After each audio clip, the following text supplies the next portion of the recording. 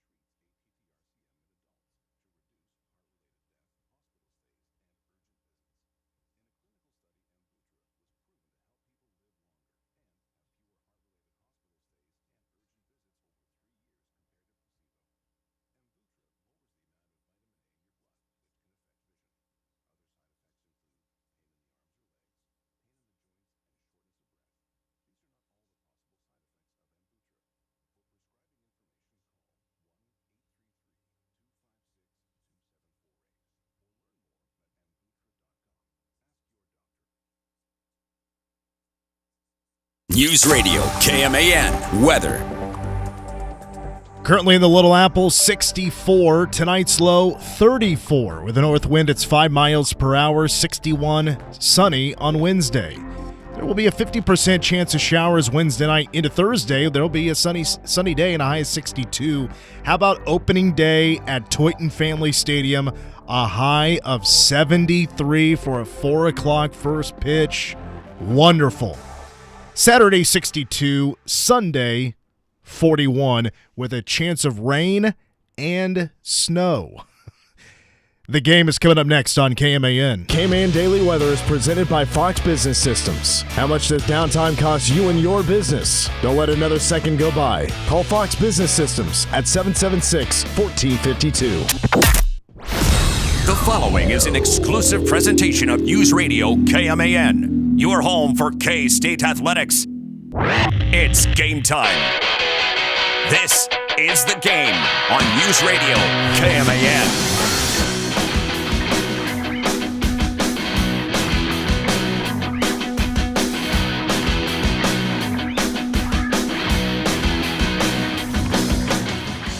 Toby, the Mountain West has released its home and away matchups for its upcoming football season. Now, I'm sure you're aware, like everybody else, that the Mountain West is going to look very different next year. For example, South Dakota State, Utah State, San Diego State, basically any program that ends with state for the most part are leaving the Mountain West for what's becoming the new Pac-12.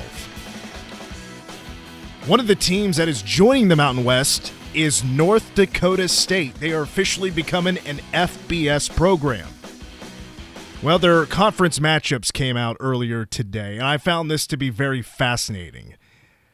Because going on the road, North Dakota State will be heading to Air Force, New Mexico, UNLV, and Hawaii. We may now have our longest road trip in conference college football history. North Dakota State going to Hawaii. I looked it up. You cannot get obviously a direct flight. A direct flight from Fargo, North Dakota to Honolulu, Hawaii does not exist. But, and assuming, whatever team plane they get will have to stop somewhere, fuel up, and take off again. With that stop in mind, how long of a flight do you think it takes? A trip from Fargo, North Dakota to Honolulu, Hawaii? Well, I'm going to base this off our Ireland experience going from the States to Ireland. I would guess around 10 hours from Fargo to Hawaii. You're not too far off. It is estimated to be between 10 and a half and 11 and a half hours of a travel day. Are you going to practice after a day of traveling? You're going to get some time back because you are, well, I say back. I don't know what that would be. Like, I don't know how much time off Honolulu is from Central Time Zone, but it's also unique that they're going to Honolulu, Las Vegas, Albuquerque, and Colorado Springs. That might be the most unique, you're getting a little bit of everything, road trip of a conference slate in the history of college football. North Dakota State is going to be traveling a long ways. Welcome to the game. I am Mitch Fortner. Across the glass is Toby Hamas from the Manhattan Mercury joining me here today. A couple of programming notes as we're only with you for an hour today. I get the privilege tonight of hosting the Jeff Mitty Show, but it is the players-only edition. They do this every year. So I'm not speaking with Jeff Mitty. I speak to him all the time, but it's players only, talking with 6 players during today's Jeff Mitty Show. That'll be on Sunny 102.5 beginning at 6. 5:30 pregame for K-State baseball. The Wildcats are at Louisiana against the Ragin' Cajuns. That is an online-only broadcast tonight. Online only. 1350kman.com. You can also go to kstatesports.com and hear it there as well. But again, online only for baseball tonight with first pitch at 6 o'clock. We have decided to put that online only tonight because Manhattan basketball playing tonight at Emporia, and both the Manhattan girls and boys have a shot to lock up conference league championships, Centennial League championships. For example, the boys, and I think the girls as well, the last time they won league championships was 9 years ago. So this is a great opportunity for them, and we wanted to have that on air to capture that moment on air. So baseball will be on air Wednesday against Louisiana, same times, 5:30 pregame and first pitch here at 6 o'clock. We will have a Jabroni of the week, as again, we're only on until 5. Bill Self versus Darren Peterson. Is it getting ugly? Did Bill Self yell at Darren Peterson last night in KU's win over Houston? But I wanted to lead off with more discussion about, with Toby here, the coaching search to find out who's going to be the new men's basketball coach here at K-State. But look at this from a different perspective, based on who is going to be K-State's competition when it comes to hiring these new head coaches. Look, if you're going the mid-major route, there's only so many that are going to be high-level candidates that, right now on the list, 7 or 8? And some are regarded higher than others for sure, like a Josh Schertz, for example, a Jared Calhoun, who are ready to take that next step, who are regarded as the highest sought-after coaches in this next coaching cycle. But who is against K-State to try to get some of these best coaches? First of all, let me lay it out this way, because there's a lot of things you gotta keep in mind as this search is already. I'm sure it's already taken part. K-State has, if not, they will be figuring out a strategy on who they want to go after, the type of coach they want to go after, which Gene Taylor has already spoken on. Look, we want somebody with head coaching experience. That's what we do know. Coaches have already shown interest. Well, how many of those are K-State interested in hiring? I'm sure conversations, if they're not already underway now, they'll be happening here in the very near future. Maybe that is the one advantage K-State has right now in the early firing of Jerome Tang for a cause. K-State gets the first crack at talking to some of these coaches. But potentially these coaches have already talked to other schools that the coaches are just on their way out, but they're going to finish the year. So, Toby, I want to give you a list of schools here that I feel are also going to be on the market for new head coaches this upcoming cycle. And these firings are going to be happening soon. Not this week, maybe, not next week, but you get after the conference tournaments, teams that are not going to be making the NCAA tournament, these things are going to be happening quick, most likely happening as soon as that team is done in their conference tournaments. And you're going to see a lot of coaches out of the Northeast losing their jobs. I mean, just take a look at the ACC, for example. Syracuse's Adrian Autry. He had a tough ask in trying to replace Jim Boeheim. But it's the third year in a row they're not going to make the NCAA tournament. Jeff Capel at Pitt, 10-17 this year. Only one NCAA tournament in 8 years. Boston College is probably the toughest job in power conference college basketball.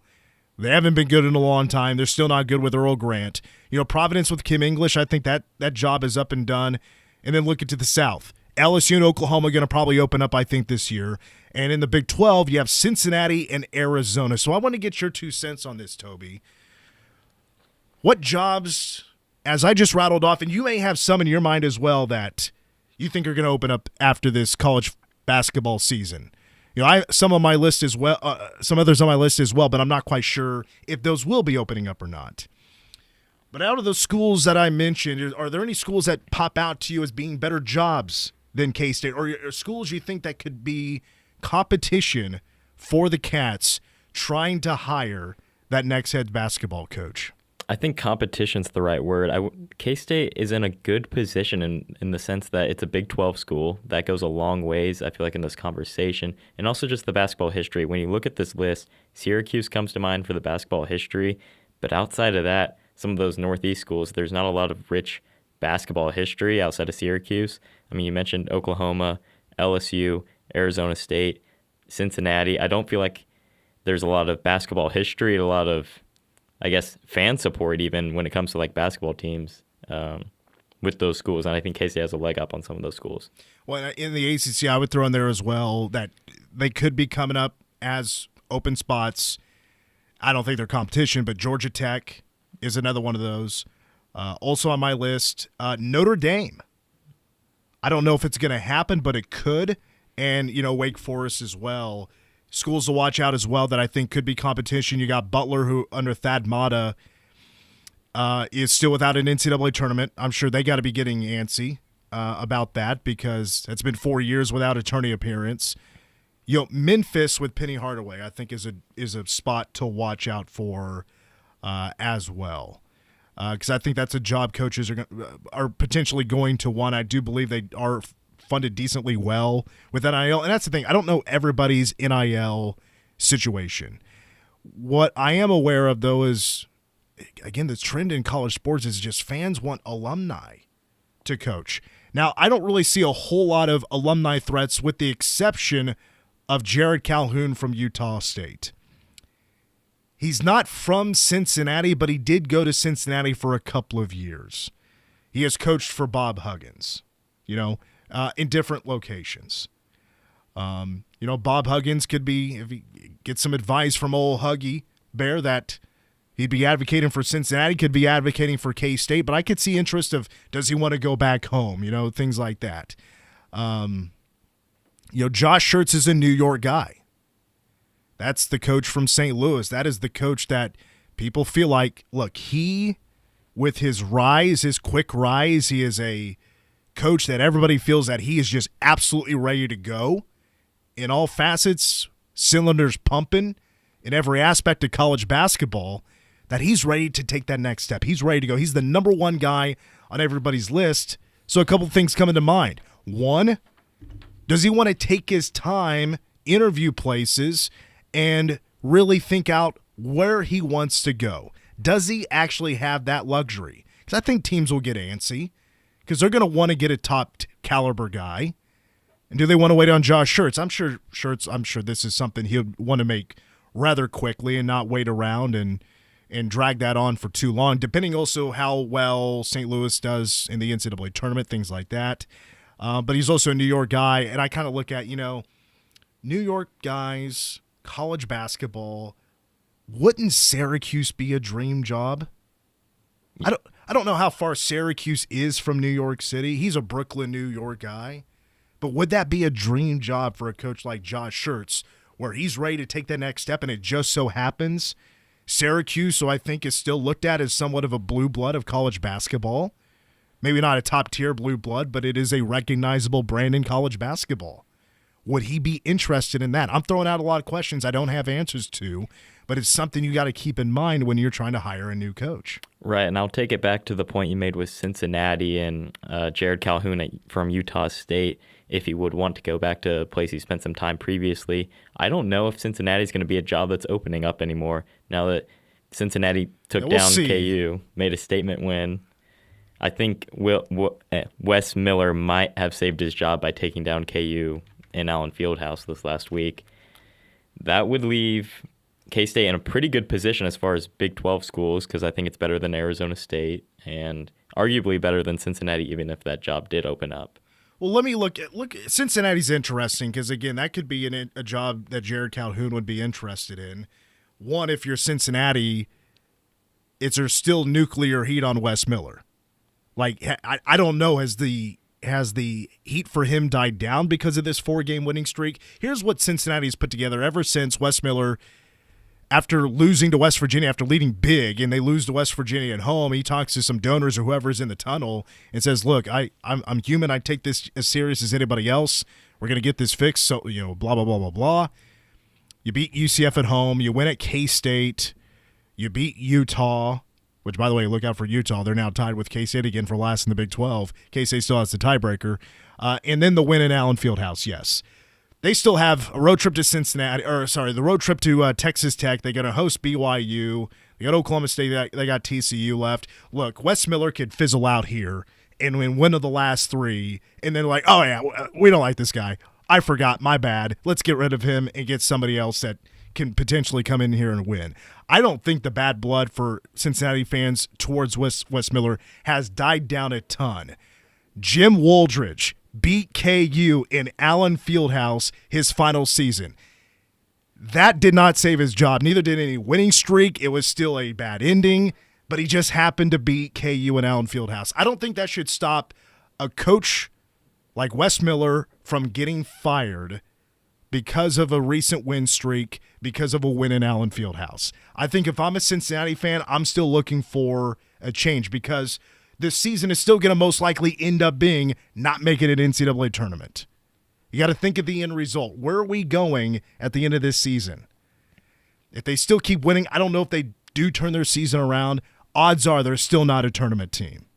So I don't think that changes anything. Yeah, and to your point, if you are the Cincinnati athletic director, if Jared Calhoun, if you think that's your guy and the time is now, if you have to go get your guy now, they're probably not going to hesitate to fire Wes Miller and make that change if that's their guy that they want to go after. This is still, K-State is still, of all the jobs that I mentioned, you know, if Oregon opens up, maybe that could change something. Ohio State is looked at as a great college basketball job.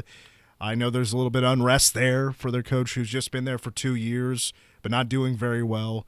Look, it all depends. Last year, I think there was 14 high major jobs open. This could be another one of those years. I just don't see a lot of jobs opening up that you would say is a better opportunity for a head coach. Based on, first of all, the fan support, the donor support, NIL usage, facilities.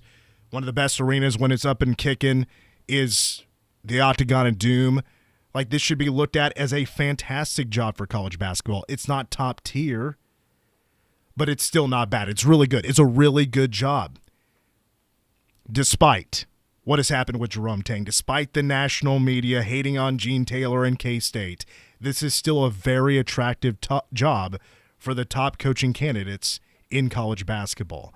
I don't think K-State is going to have a ton of teams to compete with, but there will still be some. I look at Syracuse as a tough one. LSU could be because they this year, I think 2 years ago, started to throw a lot of money at basketball, and Matt McMahon is having the same issues as Jerome Tang, not winning with solid talent. So that could be a job that, you know, we'll see what happens. You know, the SEC is right now second tier to the Big 12 when it comes to college basketball being, you know, competitive conferences. And back to the point on K-State, just this is a program that each of the last three head coaches have all made Elite Eights. No matter the inconsistencies in making the NCAA tournament, there's proven success that any coach seemingly can come here and make a splash, make an Elite Eight, make a far run in March. 2 Big 12 titles in the last, 12 years, 13 years, which 2 and 13 years. Well, you know, we all know KU had dominated for a decade and a half, more than that it feels like.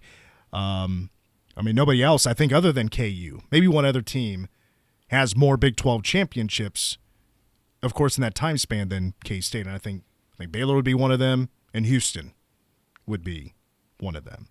You know, so K-State is still a great job, despite what the national media thinks.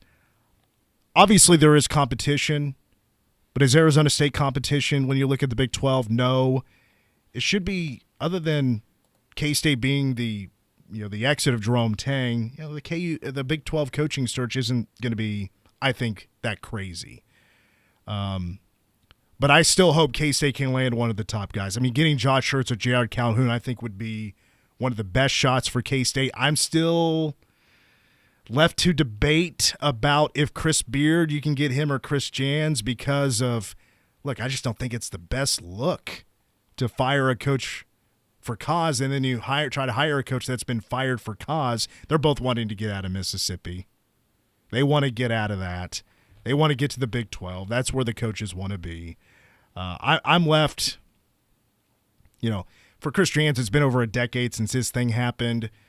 You know, Chris Beard charges were dropped, wasn't found guilty. You know, the girlfriend comes out and says, look, this was all about me. You know, it's hard to really, because I'm a forgiving person, you know, but I still think it's a really bad look if K-State goes that route. Plus, Chris Beard, has he been that great at Ole Miss? He's being paid $6 million, and he hasn't been that great. He's been okay at best. Let's take a timeout. When we come back, was Bill Self yelling at Darren Peterson last night in their win over Houston? It looked like it got heated there for a second. It's coming up next here on The Game. Miss part of the show? No! God, please, no! No! No! Really? Check it out on demand at 1350kman.com. You're listening to The Game on News Radio KMAN. Whether it's game day or a night out with great live music, Bottle Cap Sports Bar delivers the atmosphere you're looking for. It's Manhattan's go-to spot for catching every Wildcats or Chiefs game and enjoying live music that plays the songs you actually know. Come early for a good seat, great music, and cold drinks served up right. Stay in the loop. Check out their Facebook page for the full schedule of events. Bottle Caps, where the music's live, the game's always on, and the vibe is just right. Bottle Cap Sports Bar located on West Anderson across from Dairy Queen.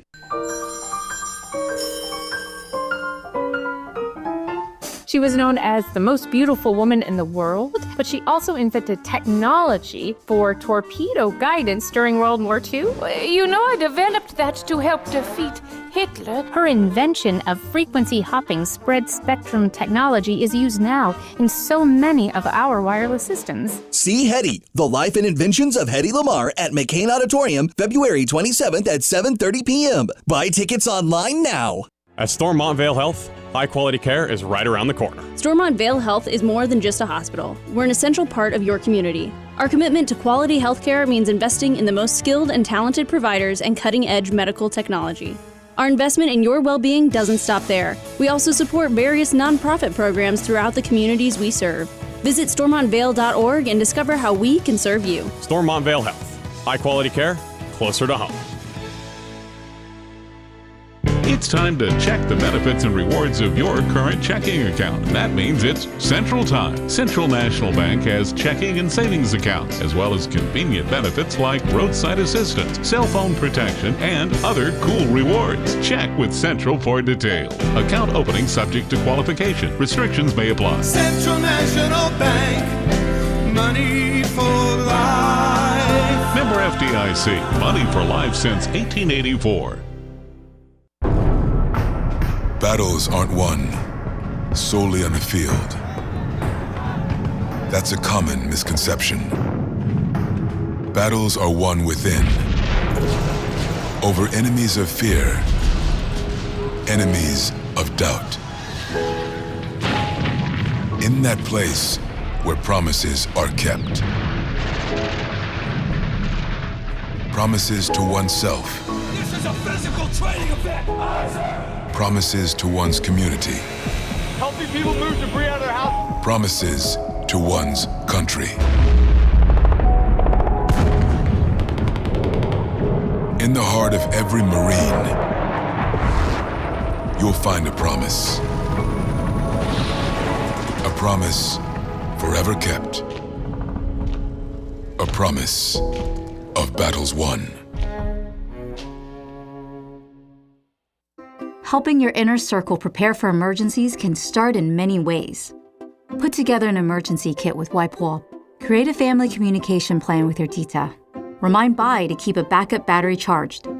It all starts with a simple step, telling those you care about to be ready for the worst.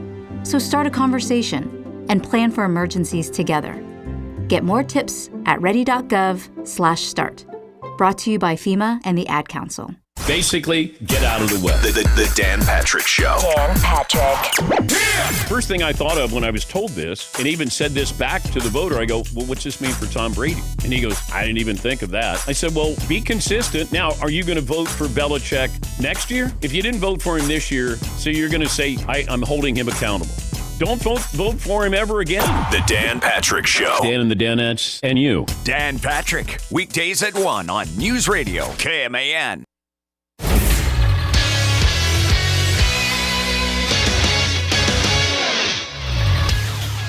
I'm Mitch Fortner with the Game Sports Update presented by Bottle Cap Sports Bar. Well, tonight here on KMAN, it is coverage of Manhattan High girls and boys basketball as both teams have a shot at claiming a Centennial League championship for the first time in 9 years. The Manhattan boys have the better shot because they have a half-game lead. They win tonight, they will secure at least a share of their first Centennial League championship since 2017. Right now, the Manhattan girls destined for a tie right now. They would need some help to win a title tonight, but they can stay in the hunt with a win at Emporia. It's a rematch against the Spartans. Cole Dutchendorf will be on the call with an approximate start time of 5:45, and the girls' tip-off will be 15 minutes after the start of pregame coverage. And then an online-only broadcast tonight, newsradiokman.com, also kstatesports.com. It is the Batcats at a record of 6-1, their best start in a decade and a half. We'll be taking on the Louisiana Ragin' Cajuns in Lafayette, Louisiana. Louisiana is 5-2 on the year. They're coming off a sweep over the Maryland Terrapins. Pre-game coverage starts at 5:30. Brian Smoller on the call. First pitch a few minutes after 6. Again, that's at newsradiokman.com.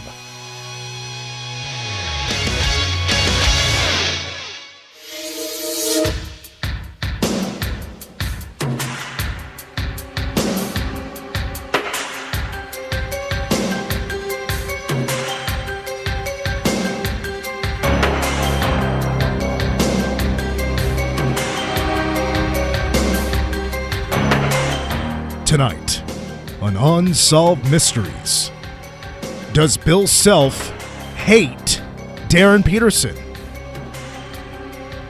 Is Darren Peterson being a big baby?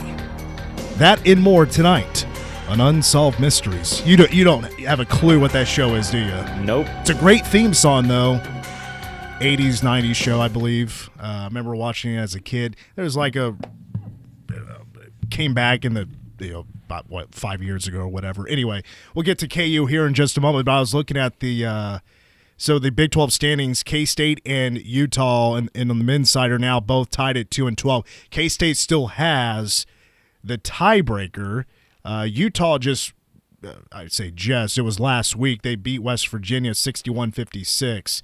They only lost to UCF by 2, so this could get interesting. K-State, I think, is against the ropes right now, potentially on being the 16th seed of the Big 12 tournament. I don't know what time that would mean if when they would play if they were the 16th seed.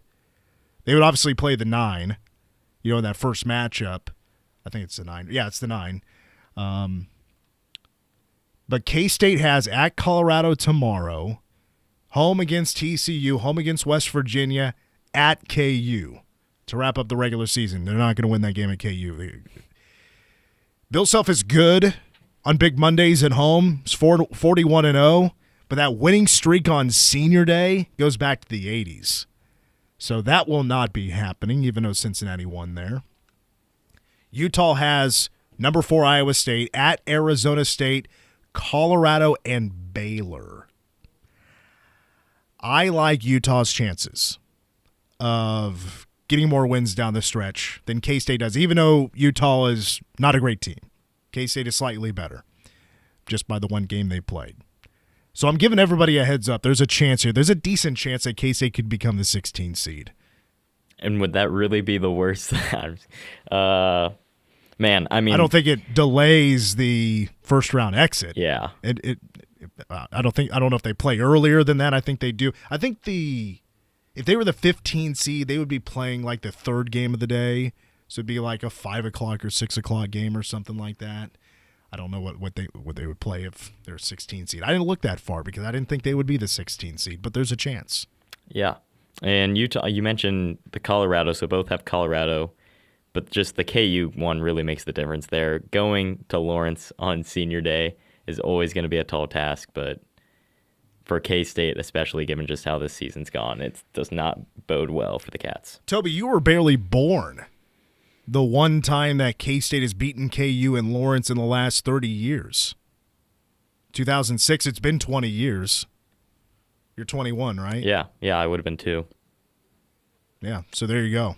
It's been a long time. Anyway, let's get to KU for just a moment because there was a moment from last night's game that went viral. KU beating Houston 65-56. I mentioned this earlier that KU under Bill Self is now 41-0 on Big Mondays in Allen Fieldhouse.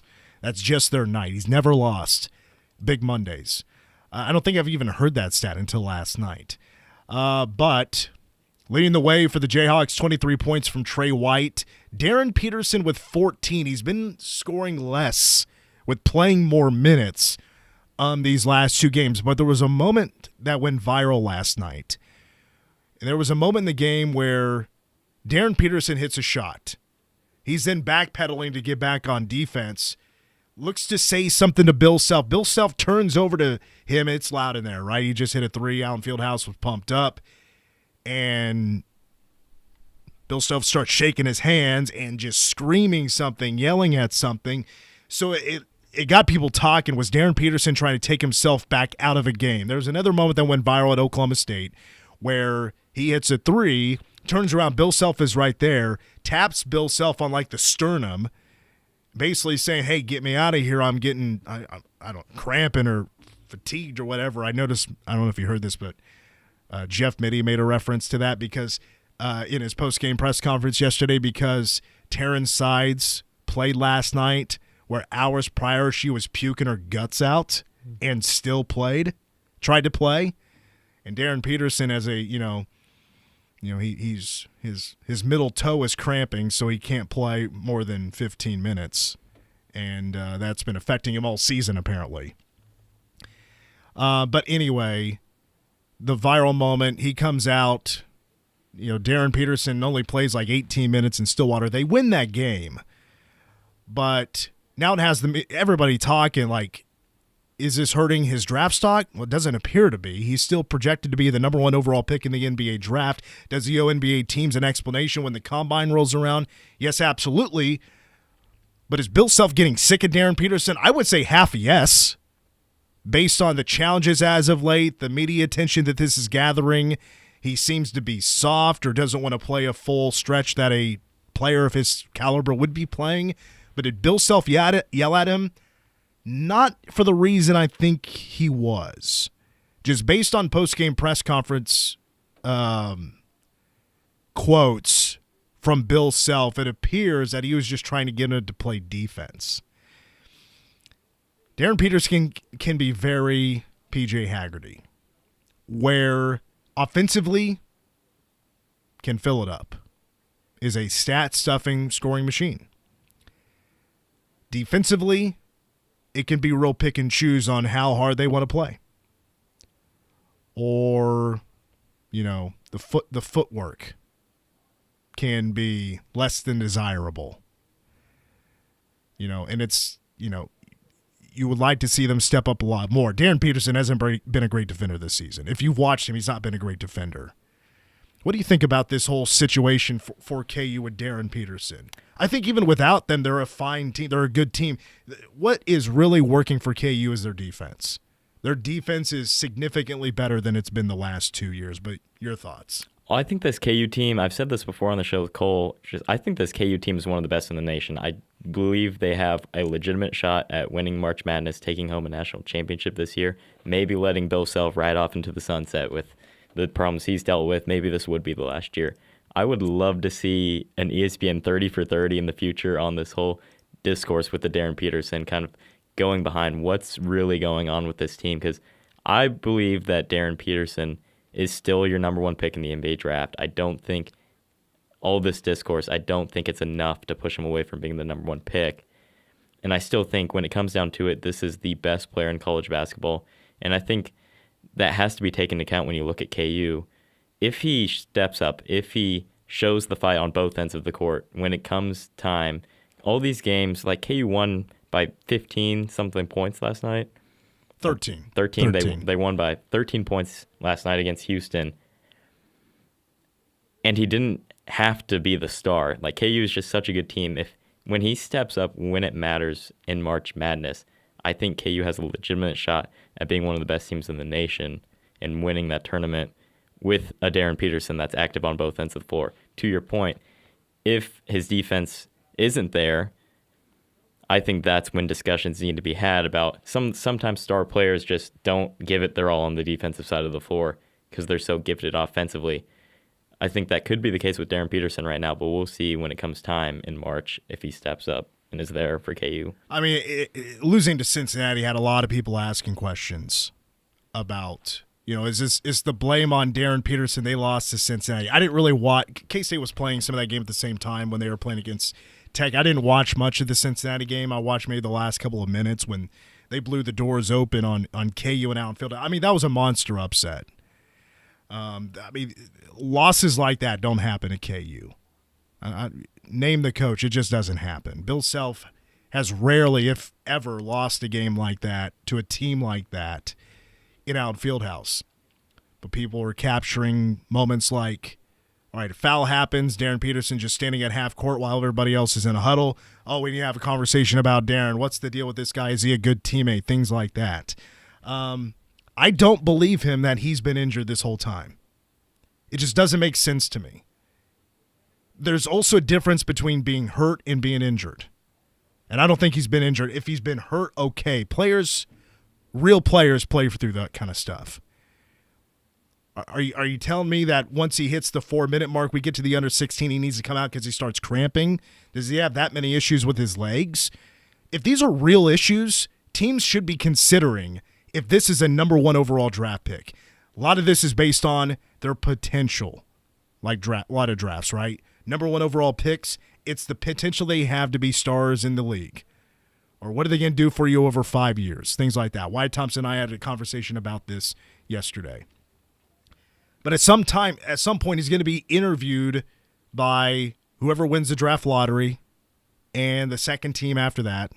You know, basically 3 teams are going to have a crack. No, 2 teams are going to have a crack. It's either Darren Peterson or A.J. DeBonsa. But he's going to have to answer the questions, what's been the deal with these injuries? Are these legit injuries? Are you injury prone? Is this an issue? And are you full of crap? And he's going to have to own up to something and say, say what the real deal is, in my opinion. But at the same time, this doesn't appear to be shaking anybody in the in the NBA. So I mean, it makes me wonder. Like, all right, I know Darren Peterson is, people call him a generational talent. I know he's really good. I don't see this being a factor, but I'd hate to see more basketball players at the college level ducking significant playing time because they're just there to do what they need to do, play limited minutes, still be a factor because he could still fill it up in 15 minutes, but not want to play 30 minutes. Based on family thinks he needs to be limited in minutes. He missed 10 games in the non-conference. That's going to linger on for the entire season. To me, it's been very ridiculous. If I'm a KU fan, I'd be a little bit sick of it, but he has been playing more. And that's probably because of Bill Self. Bill Self has been challenging him, both in the media and behind the scenes. But it's gotten to the point I'm like, man, I almost kind of feel bad for KU. Because, I mean, who knows if he's playing a full workload, doesn't get hurt in the non-conference, what that could, yes, they're a top 15, top 20 team. Well, what could this mean for KU? They'd probably be one of the, I don't consider them a favorite right now in the Big 12 with just not very many games to go, but they could win the Big 12 if he is just full on go in conference play. But I will agree with you that even if he's not on the floor, KU is still really good. And that's because they hit on Melvin Council. Trey White's been a stud, but also Flory Badunga coming back for another year, still a young player, but he's incredibly better than he was last year, in my opinion. They have just kind of hit on a lot of check marks this year. That's why KU's better, plus just way more attention on defense. They are a bad defensive team the last 2 years. No bench the last 2 years. They have a little bit of depth. The things that they've been missing the last couple of years, they got this year. That's been a major difference. It's not just been Darren Peterson. Yeah, and you mentioned before, I lost my train of thought. Sorry, I went on a little long. Yeah. Man, I'm sorry. I lost what I was. No, you're good. I mean, give me the wave when it comes back to you. Yeah. All I'm saying, though, is that I respect Darren Peterson as a player, no doubt about it, but I'm having a tough time respecting him as a person. Yeah, sorry to cut you off, but with the NBA discussion, I think part of the reason college basketball is so great and at times better than the NBA is your star players want to be there. It's hard to find a star player in the NBA that plays all season, plays every game, wants to be there, is not taking days off in the NBA. It's hard to find a star player who doesn't take nights off. And I think if that spills over into the college game, like it is with Darren Peterson, potentially, it's not a good look for college basketball. Well, let me make this also very clear. When I say I'm having a tough time respecting me as a person, I'm kind of saying that for his whole camp. I'm not just saying that for Darren Peterson because he's not the only one calling the shots. We've talked to a number of guys that not represent KU but cover KU. Henry Greenstein is a great friend of the show, And yes, his family and his agents are calling a lot of the shots right now, trying to protect.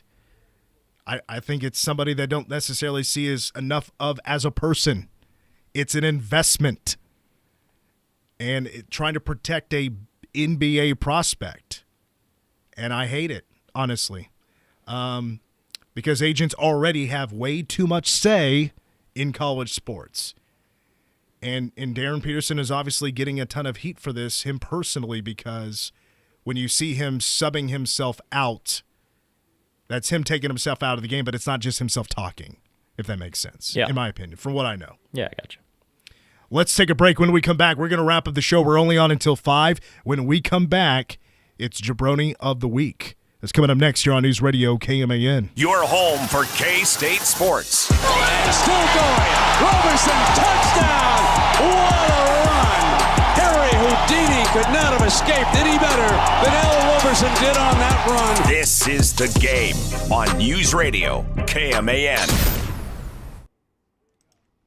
Midstate Mechanical, an independent American Standard heating and air conditioning dealer, can get your furnace winter ready with their complete HVAC system check and service. Midstate Mechanical will give you the peace of mind that your furnace is operating safely, efficiently, and properly to give you the warmth your family deserves. Not sure your system will make it through the winter? Midstate Mechanical can help. They use the most reliable brand, American Standard. Midstate Mechanical, your American Standard heating and air conditioning dealer, providing quality service for over 30 years. At IHOP, age has its advantages. Introducing seniority gets priority. And yes, that means food. Monday through Friday from 1 to 5 p.m., buy 1 entree and 2 drinks, and boom, get a second entree on the house.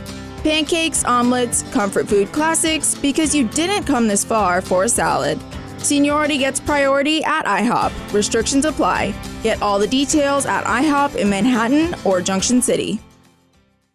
At ESB Financial, we think it makes sense to pay you. That's right, get paid 5.04% annual percentage yield on balances up to $20,000 with our free Kasasa Cash checking account. We'll even refund your ATM fees nationwide, and the best part is there's no monthly service charges or minimum balances to keep. All you have to do to earn your rewards are a few simple things each month. The best part? These things make banking easier. Visit esbfinancial.com to learn more. Special terms may apply. ESB Financial, member FDIC, equal housing lender.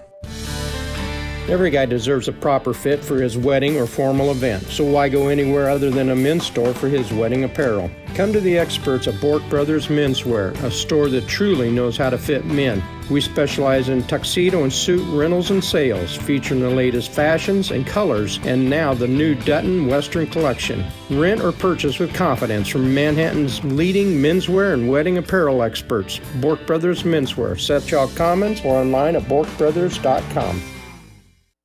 For area high school scores, recaps, league standings, and coach interviews, check out Scoreboard Saturday at 8 a.m. during football and basketball season, including coverage of the Centennial League, NCKL, Big East League, Flint Hills League, and the Twin Valley League. Scoreboard Saturday on News Radio KMAN is powered by WTC Communications. Standing at the edge of a rocky shore, you breathe in the cool, salty air, watching the sun disappear on the horizon.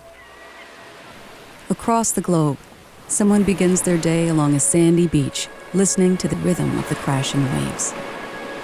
You each envision a world beneath the water, vibrant life in every imaginable form. Now, imagine it's all gone. What was once a place of wonder and beauty is now a dull, lifeless wasteland. Food, jobs, medicine, all gifts from the ocean, all gone.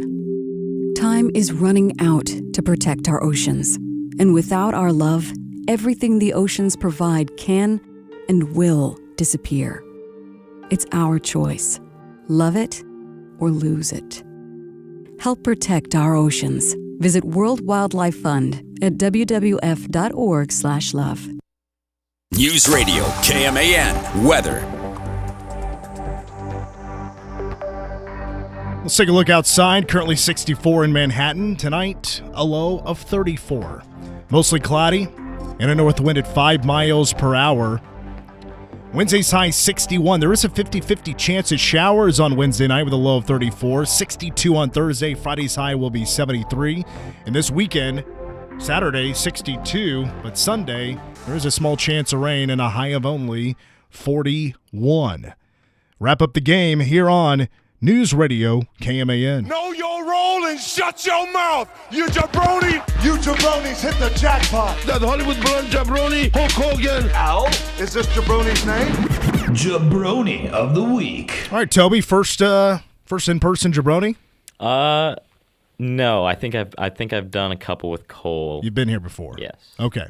Well, my first dishonorable mention is I got 3, and then I will finish up with my official jabroni of the week. I'm going to go with North Florida men's basketball. Has nothing to do with Matthew Driscoll or anything, but this game was last week. They were taking on Austin P. We're tied at 75, and North Florida grabs a rebound. There's about 2 seconds left, and Austin P came down with a rebound. They take a timeout. They had no timeouts left in a tie game. Technical foul on Austin P. North Florida at home shooting free throws with 1.9 on the clock.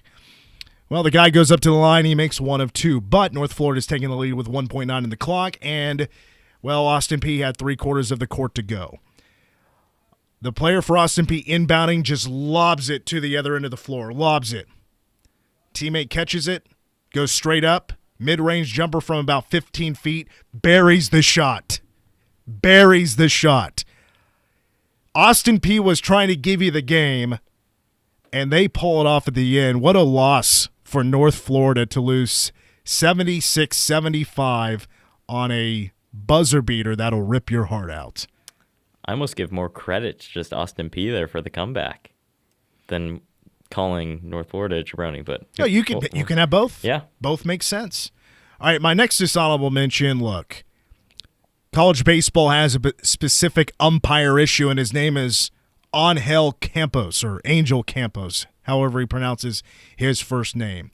He is becoming a national story right now because he is too trigger happy on ejecting coaches. He did it last weekend with St. John's coach Mike Hampton. This is the coach that ejected Pete Hughes on opening weekend, and then going back to the College World Series, he ejected a manager, a coach, after 10 pitches of the game. And it's from very little argument. Pete Hughes, if I remember, it really wasn't a big deal. He just wanted something looked at or wanted an explanation. Nope, gets tossed. For those that don't know, Angel Campos was a former Major League Baseball umpire, but he was downgraded back to the college game because he doesn't have thick skin, and he is very quick on these ejections. He's been facing criticism for years. You don't hear too often of umpires getting sent back down from the majors back to the college level. Usually it's another minor league situation, or you just never really hear from them again. They make a lot of money. But back to the college game for Angel Campos. Apparently he's become a very big issue in college baseball this season. And last season he was a big problem as well. So just by the recurring issues with him, he's a dishonorable mention. It's nice to hear about a referee or an umpire actually kind of being held accountable, sent down a few levels. My last dishonorable mention is going to be Botswana runner Shapizo Masalela. For those that don't know, I'm going to fill you in here. Big-time 1,500-meter runner.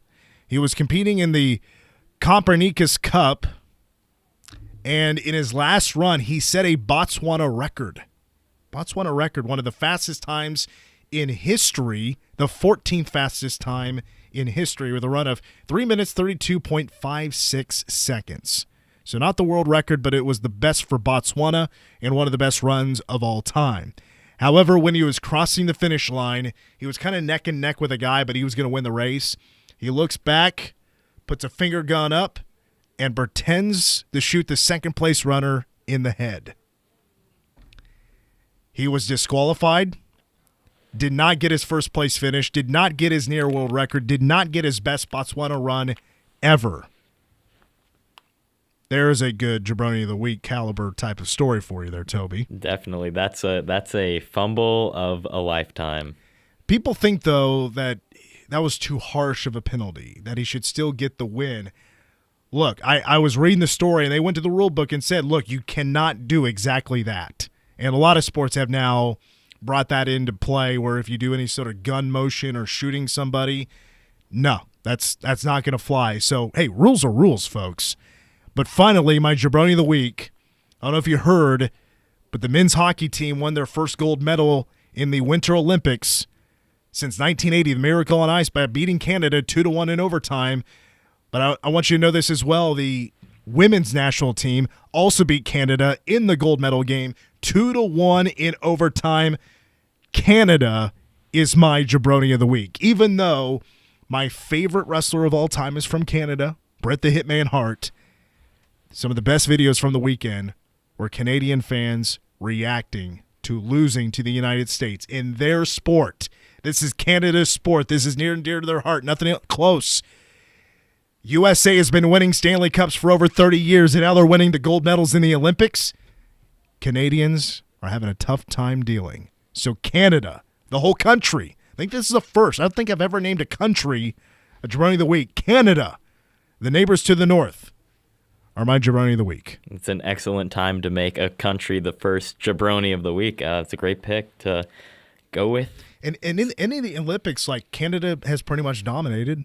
Other than on the men's side, the women's side, the USA is much more competitive. They, on a regular basis, are winning gold medals. The U.S. is better in women's hockey, but in men's hockey, Canada is the GOAT, except when it comes to winning Stanley Cups.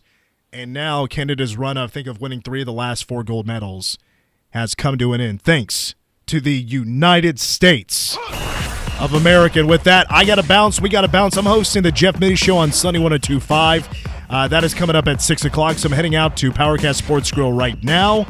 And K-State Baseball, online only, 1350kman.com with pregame at 5:30. And on air, it's Manhattan Girls and Boys Basketball at 5:45. Looking to win Centennial League championships, they take on Emporia. For Toby, I'm Mitch. Go Cats.